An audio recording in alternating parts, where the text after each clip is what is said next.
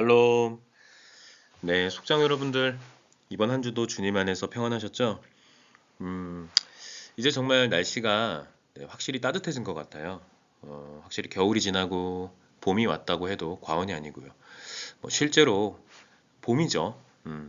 요즘 워낙에 또 이상 기온 때문에 우리가 좀 걱정도 많이 하고 또 봄답지 않은 날씨, 또 겨울답지 않은 날씨, 그런 날씨들을 좀 많이 맞이하다 보니까 이 봄이 왔는데도 생각보다 많이 추웠고요. 그랬었는데 확실히 이번 주는 좀 많이 따뜻했던 것 같아요. 예, 주변을 보니까 많은 분들이 이제는 확실히 두꺼운 외투보다는 좀 가벼운 복장으로 활동하시는 분들도 많은 것 같고요. 그래도 또 이런 때 가장 우리가 유의해야 될 부분은 이제 감기 걸리지 않는 일이겠죠. 네, 성도님들 모두 건강 유의하시고요. 또 오늘도 교회와 또 성도를 위해서 부단히 또 애쓰시고 헌신하시는 우리 속장님들, 하나님께서 여러분의 일상을 또 책임져 주시고 함께 은혜로 덧입혀 주실 거라고 믿어 의심치 않습니다. 오늘 그래서 이제 3월 17일 이번 주일에 함께 나누게 될 속회 공과 내용 같이 한번 확인해 보도록 하겠습니다. 먼저 오늘의 배경부터 좀 살펴보겠습니다. 바벨론 포로기가 가까운 상황. 나누어드린 유인물 한번 같이 참조하시면서 내용 한번 확인해 보도록 하겠습니다. 같이 한번 읽어볼까요? 같이 읽겠습니다. 남왕국 유다는 두 번에 걸쳐 바벨론 왕 느부갓네살의 침략을 당했습니다. 무자비한 공격에 의해 예루살렘 성읍은 무너지고 성전은 파괴되었습니다. 유다 왕 시드기야는 살해되었고 백성들은 바벨론 포로로 사로잡혀 갔습니다. 이러한 상황에서 예레미야는 유다 백성들에게 고난의 의미를 깨닫고 인내하면 회복될 것이라고 선포했습니다. 오늘 우리가 함께 나누게 될 주제 그리고 특별히 같이 묵상하게 될 본문은 바벨론 포로기가 이제 곧 임박한 상황을 그리고 있는 본문이고요. 우리 지금 읽어본 내용 확인해서 알다시피 이제 바벨론 왕 느부갓네살에 의해서 남왕국 유다가 이제 함락이 돼요. 예루살렘 성읍을 이제 불태웠던 장본인이 바로 느부갓네살 왕이고요. 특별히 이제 유다의 마지막 왕인 시드기야는 눈이 뽑힌 채로 끌려갔어요. 끌려가서 살해당했고 또 남유다 백성들 많은 숫자가 바벨론 포로로 끌려가는 그런 참 참담한 상황들이 이제 곧 시작되기 직전의 상황, 그 상황을 그리고 있는 본문이 바로 오늘 우리가 함께 묵상할 본문이 되겠습니다. 이런 상황에서 예레미야는 무엇을 선포했는지, 어떻게 선포했는지, 또 무엇을 지적하고 또 하나님의 구원의 약속을 선포했는지 이런 내용들을 한번 종합적으로 함께 살펴보는 시간이 될 것입니다. 오늘의 주제는 그래서 이렇습니다. 남왕국 유다의 고난이라는 주제 가지고 함께 살펴보도록 하겠습니다. 오늘의 목표는 남왕국 유다의 고난이 어떻게 진행되었는지 알아봅니다.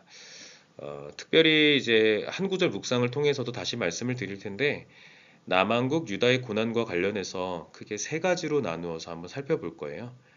다시 한번 이제 한 구절 묵상 부분에서 설명해 드리도록 하겠습니다. 오늘의 한 구절입니다. 예레미야서 25장 12절로 14절까지의 말씀을 새번역 성경으로 함께 읽어볼 거고요. 특별히 공과 내용을 보시면 알겠지만 조금 깁니다. 1절부터 14절까지 내용인데요. 저희는 12절로 14절까지의 말씀만 좀 한정해서 살펴보고요.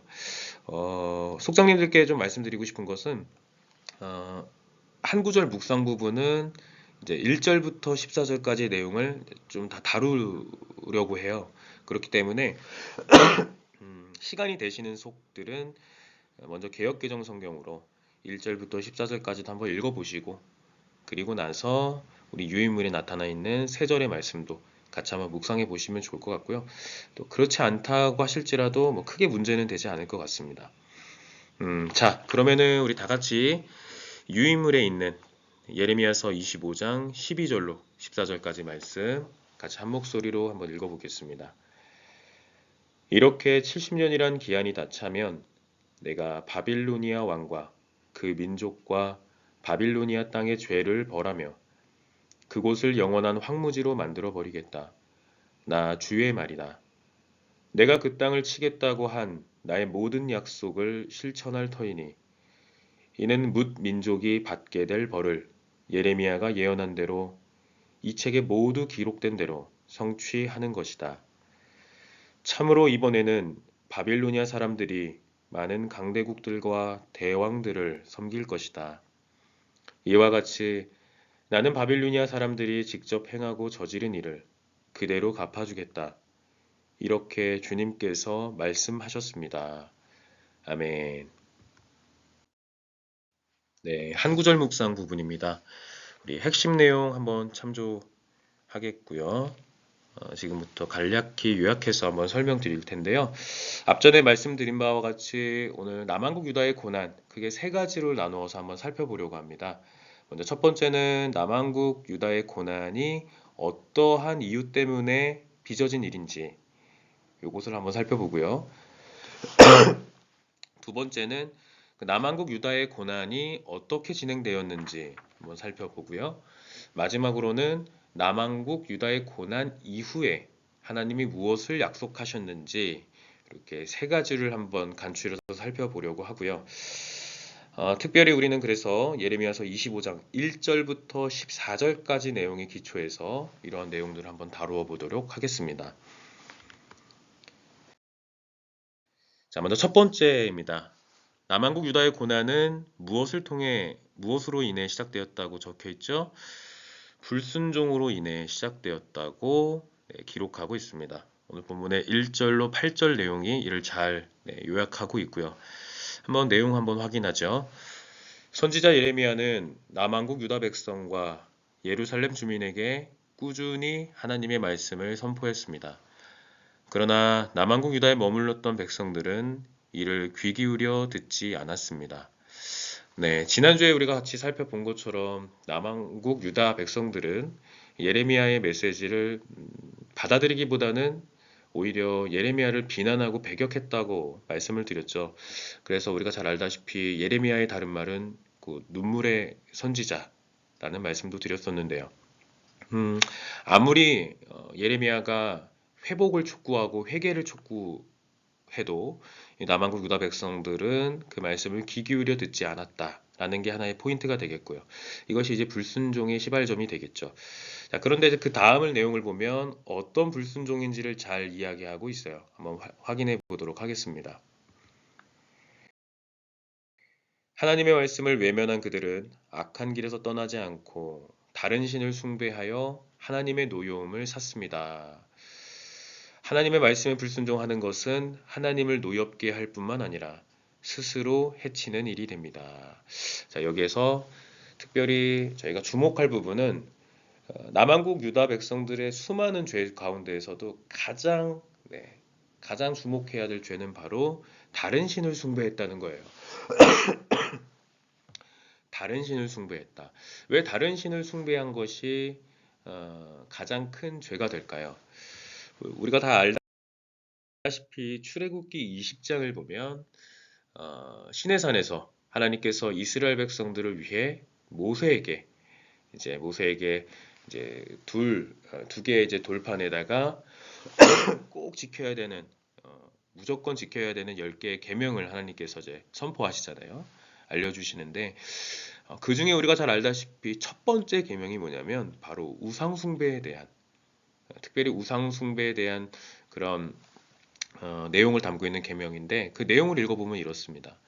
너는 나 외에는 다른 신들을 내게 두지 말라. 이게 바로 하나님께서 말씀하신 가장 첫 번째 우리가 지켜야 될 계명이에요. 그리고 또 다시 말하면 결코 저질러서는 안 되는 죄목이 되는 거죠. 이스라엘 역사를 보면요, 늘 하나님의 심판을 받게 되는 하나님의 심판을 촉발시키는 이스라엘의 죄는요, 늘 다른 신을 숭배했던 거예요. 그렇기 때문에 모든 예언자가 다른 신을 숭배하는 이스라엘 백성들에게 책망하는 그런 내용들을 우리가 많이 살펴볼 수가 있거든요. 예레미야 눈에 비친 남유다 백성들의 모습도 마찬가지였습니다. 다른 신을 숭배했던 그들의 모습, 그것은 곧 불순종이었고 그 불순종으로 인해서 하나님은 남유다 백성들을 이제 포로로 끌려가게 만드는 그런 심판을 이제 행하시게 되었다라는 거죠. 그래서 우리도 이 점을 잘 기억해야 할 것 같습니다. 다른 신을 숭배한다는 것이 단지 우리가 뭐 어떤 다른 종교의 신을 믿는 것, 우리가 좀 이렇게 일반적인 의미에서만 생각할 게 아니고요. 우리가 생각할 때 하나님보다 더 귀하게 여기는 어떤 사물이 될 수도 있고요. 어떤 상황이 될 수도 있고요. 어떤 모양이 될 수도 있고요. 어떤 바람이 될 수도 있을 것 같아요. 이런 모든 것들이 다른 신이라는 표현에 다 집약될 수 있는 표현이라고 생각하거든요. 그러니까 우리 역시도 이런 부분들을 잘 한번 주의 깊게 우리의 신앙을 관찰할 필요가 있겠죠. 다음을 한번 읽어보겠습니다. 그 유명한 사무엘이 이제 불순종한 사울 왕에게 했던 말입니다. 자, 다 같이 한번 세번역 성경인데 사무엘상 15장 22절을 한번 같이 한번 읽겠습니다. 주님께서 어느 것을 더 좋아하시겠습니까? 주의 말씀에 순종하는 것이겠습니까? 아니면 번제나 화목제를 드리는 것이겠습니까? 잘 들으십시오. 순종이 제사보다 낫고 말씀을 따르는 것이 수량의 기름보다 낫습니다. 라고 말했습니다. 사무엘이 이제 불순종한 사울 왕에게 했던 말이죠. 우리가 너무 잘 아는 말씀 중 하나입니다. 그 어떤 제사보다도 하나님이 원하시는 것은 순종이고요. 하나님의 말씀, 하나님의 계명을 잘 따르고 그 따르는 그 길을 걸어가는 사람들의 모습이 아무리 양질의 제사를 드리는 것보다도 하나님께서 진정으로 원하시는 것이라고 이야기하시고 있고요. 이게 비단 사울왕에게만 주어지는 그런 신앙의 과제가 아니라 오늘 우리에게도 주어진 과제일 수 있고요. 또 본문 안에서도 남한국 유다 백성들에게 예레미야를 통해 하나님께서 말씀하시는 메시지, 음성이라는 것이죠. 그래서 순종이 귀하고 순종이 먼저고 순종이 제사보다 낫다는 것, 이것이 우리가 꼭 기억하고 넘어가야 될 부분입니다. 자, 그렇지만 남한국 유다 백성들은 그 하나님의 말씀을 순종하지 않았기 때문에 다른 신을 숭배하여 불순종했기 때문에 고난의 길을 걸을 수밖에 없었다라는 것을 우리가 이제 첫 번째로 확인했고요. 자, 이제 두 번째 내용입니다. 요거는 좀 다시 한번 읽어야겠네요. 한번 읽겠습니다. 하나님은 무엇보다 말씀에 순종하는 것을 기뻐하십니다. 고난은 불순종으로 시작됨을 알아야 합니다. 우리는 주의 말씀을 듣고 순종하기에 힘써야 합니다. 네. 앞전에 말씀드렸던 내용 다시 한번 강조하는 내용이 되겠고요. 자, 두 번째 내용 한번 살펴보겠습니다. 남한국 유다의 고난은 어떠한 방식으로 어떻게 진행되었을까라는 부분인데요. 오늘 본문 9절부터 11절의 내용을 기초해서 볼 때 남한국 유다의 고난은 혹독하게 진행되었다라는 거예요. 하나님은 북쪽의 모든 종족과 바벨론의 왕 느부갓네살을 사용하셔서 순종하지 않는 땅, 주민, 그리고 주변의 나라들까지 치겠다고 말씀하셨습니다. 자, 바벨론의 왕 느부갓네살의 그런 그 통치와 관련된 내용들을 잘 한번 우리가 살펴보면요. 또 역사적인 이런 어떤 사료라든지 이런 것들을 통해서도 살펴보면 굉장히 좀 잔악무도했던 왕이에요. 그리고 철저히 포로로 끌어가서 쉽게 말하면 노예로 부리는 그런 정책을 폈던 왕이거든요. 자, 그런데 느부갓네살이라는 인간을 하나님은 역사의 도구로 활용하셨고요. 또 심판의 도구로 활용하셨는데 어떻게 활용을 하셨냐면 순종하지 않는 땅, 그리고 그 땅에 거주하는 주민들과 그 주변의 나라들까지 하나님은 이 느부갓네살이라는 왕을 활용해서 심판하시는 거죠. 그래서 영원한 폐허는 곧 말씀에 불순종한 죄의 결과를 말해준다는 사실을 잘 교훈하고 있습니다. 그래서 우리는 하나님이 행하신 혹독한 고난을 보며 나 자신을 돌아보고 깨닫는 지혜가 있어야 한다고 네, 이야기합니다. 우리가 하나님의 심판에 대해서 너무 좀 무감각하게 여기는 경우가 많아요. 하지만 오늘의 시대는 또 다른 말로 참 어찌 보면 좀 말세라고 표현을 하잖아요. 좀 마지막 때라는 표현들을 참 많이 사용하는데 어쩌면 하나님의 심판이 코앞에 다가온 그런 종말의 때를 우리가 살고 있는지도 모릅니다. 그렇기 때문에 이 말씀 앞에 우리가 다시 한번 곱씹고 또 묵상하면서 우리의 삶을 돌아보고 또 깨닫는 그런 지혜가 필요한 때라고 생각합니다. 자, 마지막으로 세 번째, 남한국 유다의 고난은 정해진 기한이 있었다라는 겁니다. 12절부터 14절까지 내용, 특별히 오늘 우리가 함께 묵상한 그 세번역 성경으로 읽었던 본문에 해당하는 부분이 되겠죠. 이러한 고난의 때가 지나면 하나님은 무엇을 약속하시는지, 그리고 이러한 고난의 때는 하나님이 어떻게 계획하시고 계시는지, 이것을 잘 이야기하고 있는 본문이 되겠는데 한번 읽어보겠습니다. 좀 미스프린트가 됐네요. 하나님은입니다. 하나님은 남한국 유다에게 내려진 고난인 70년 동안 계속될 것이라고 하셨습니다. 조금 여기 문장이 조금 이상하네요. 유다에게 내려진 고난이 70년 동안 계속될 것이라고 하셨습니다. 이 기한이 지나면 하나님이 사용하신 바벨론과 그 왕을 벌하겠다고 하셨습니다. 자, 여기서 좀 중요한 부분이 뭐냐면 이 70년이라는 구체적인 숫자예요. 70년. 70년이 과연 무엇을 의미할까? 그리고 이 70년의 의미는 무엇일까가 참 중요하고요. 예레미야는 특별히 이 숫자를 언급했고 또 이 숫자가 만약에 예레미야가 참된 예언자라면 확실하게 그것이 성취가 되어야 되잖아요. 그래서 많은 성경학자들이 이 70년이 무엇을 의미하는지에 대해서 많이 주목했었어요. 특별히 몇 가지 견해가 있는데 크게 두 가지만 우리가 한번 간략히 살펴보겠습니다. 자, 먼저 첫 번째는 이 70년이라는 숫자가 남유다 백성이 포로로 끌려가고 돌아온 기간, 그 기한을 70년이라고 이야기한다는 거죠. 특별히 이제 주전 605년부터 느부갓네살 왕에 의해서 남한국 유다 백성들이 끌려가기 시작하거든요. 그래서 총 4번에 걸쳐 끌려가요. 최종적으로는. 그리고 나서 주전 538년이 되면 이제 그 페르시아 제국이 바벨론 제국을 이제 함락시킴에 따라서 이제 남한국 유다 백성들의 포로기가 끝나게 돼요. 자, 이 기한을 한번 잘 거슬러 올라가면 70년이라는 숫자가 이제 대략적으로 나온다는 거죠. 이게 첫 번째 70년이라는 의미가 되겠고요. 두 번째는 느부갓네살 왕의 통치가 시작된 해부터 바벨론이 망한 때, 사실은 이게 같은 말이 돼요. 느부갓네살의 왕의 통치가 시작된 때가 주전 605년이고요. 그리고 바벨론이 페르시아의 손에 의해 망하게 된 때가 곧 남한국 유다 백성들이 포로기가 끝나는 때하고 똑같거든요. 그렇기 때문에 요 견해도 70년이라는 숫자가 나오게 되고요.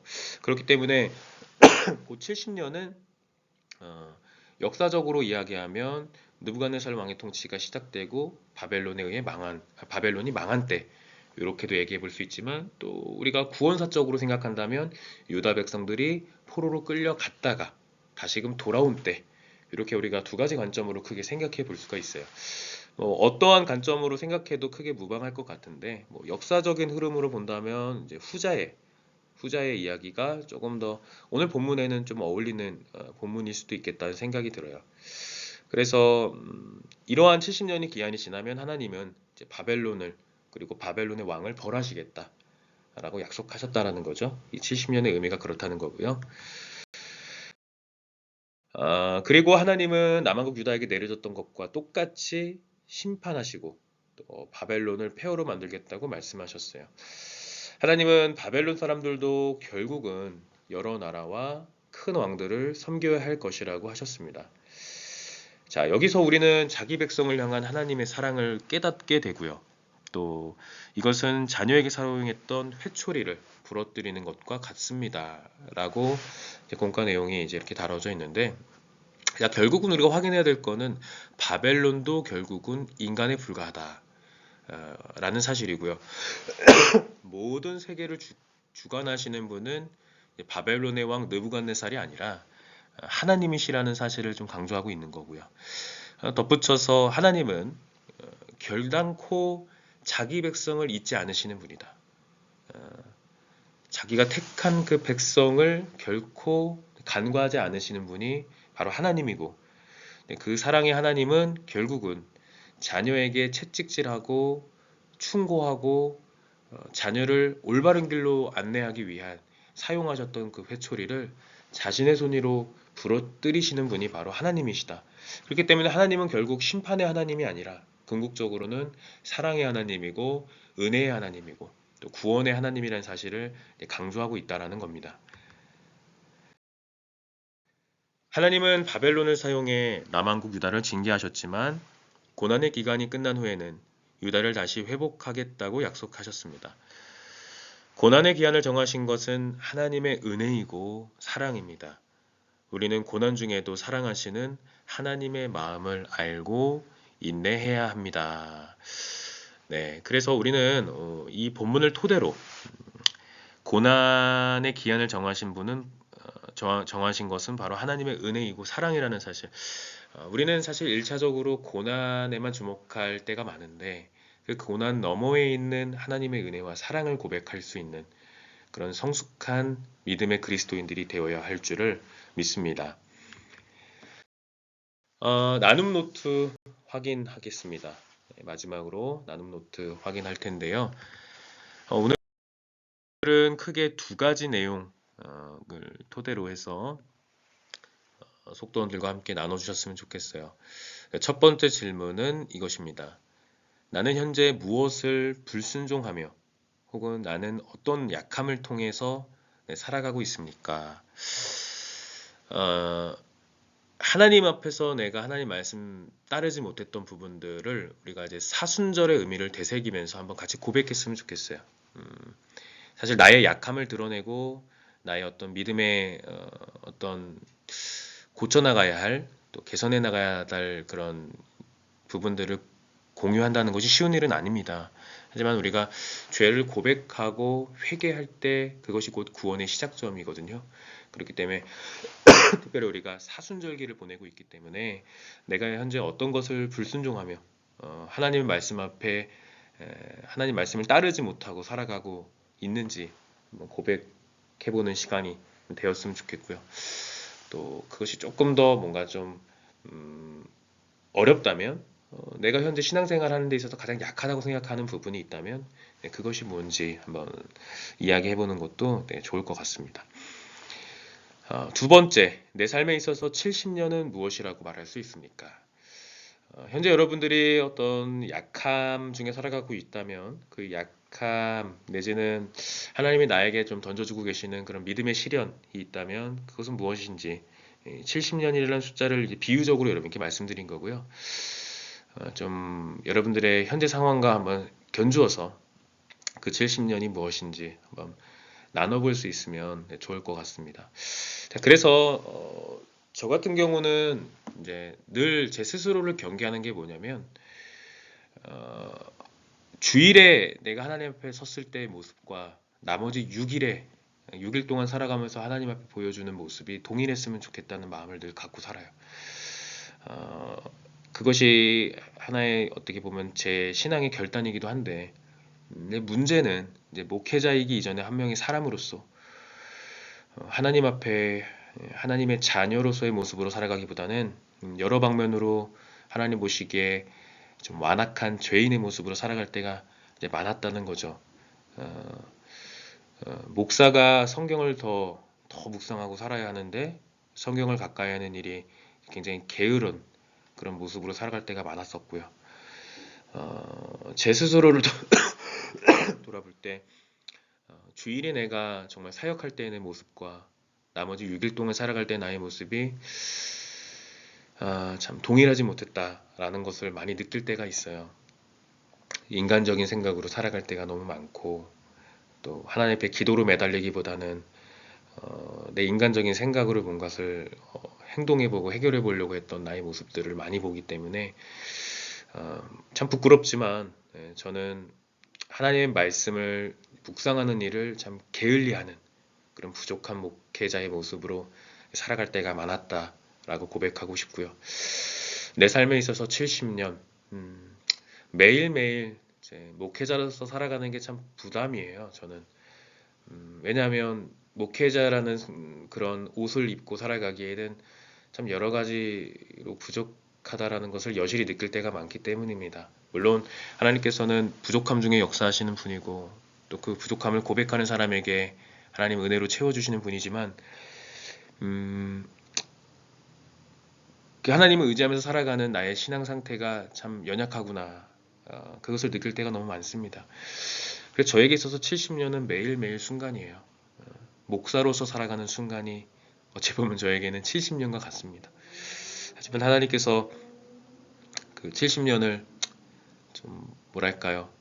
터벅터벅 굉장히 좀 돌아가고 좀 굉장히 다른 박질하는 것이 아니라 참 게으르게 좀 한 발자국 한 발자국 내딛는 게 참 두렵고 좀 그런 모양으로 걸어가는 저의 모습이라 할지라도 하나님이 저를 통해서 분명히 부어주실 은혜가 있고 사랑이 있다라는 생각을 버리지 않고 있다는 사실에 감사하는 마음으로 또 사역자의 모습으로 바로 서가려고 노력하고 있습니다. 여러분들은 어떤 70년이 여러분들 앞에 놓여져 있고 또 그 70년과 씨름하며 하나님 앞에 기도하고 또 여러분의 신앙을 지켜나가고 계시는지 한번 나눌 수 있는 선에서 같이 한번 나눠보셨으면 좋겠습니다. 공동신앙 고백입니다. 우리 마지막으로 공동신앙 고백 다 같이 한번 읽고요. 그리고 오늘 속회교육 마치도록 하겠습니다. 하나님의 말씀을 듣지 않거나 순종하지 않으면 하나님의 징계를 자초하게 됩니다. 불순종에 대한 하나님의 징계는 엄격하고 때로는 혹독하기까지 합니다. 그러나 고난에는 기한이 있습니다. 그 힘든 기한이 지나면 하나님은 자기 백성을 품으시고 위로하십니다. 매일매일 우리는 삶 속에서 나를 향해 죽기까지 헌신하신 예수 그리스도의 사랑을 기억하기를 원합니다. 아멘. 이 신앙의 고백이 저와 여러분 그리고 협성대학교의 모든 성도의 신앙 고백이 되기를 간절히 소원합니다. 네, 지금까지 같이 속회교육 나누었고요. 오늘 하루도 남은 시간 주님 안에서 평안하시고 또 내일 우리 만날 때도 기쁘고 또 건강한 모습으로 인사드릴 수 있었으면 참 좋겠습니다. 긴 시간 고생 많으셨고요. 남은 시간도 주님의 은혜와 평강이 여러분의 삶의 자리와 여러분의 가정 가운데 또 여러분의 마음 가운데 함께 하시기를 간절히 축원합니다. 감사합니다. 내일 아침 9시 30분 기도실에서 우리 기도하는 마음으로 말씀을 의지하는 마음으로 같이 만나겠습니다. 감사합니다.